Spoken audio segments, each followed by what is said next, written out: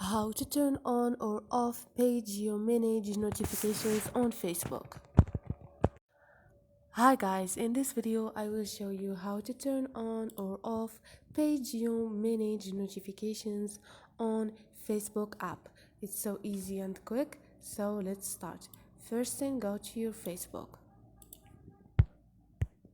and now click on those three lines up there and click on the setting icon beside the search icon.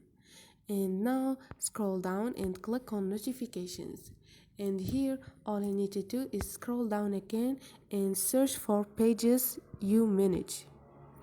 And now they're gonna give you pages you manage, and you can turn off or on their notifications by click on them. So this is it. I hope this video was helpful to you, and if you liked the video, don't forget to subscribe and like.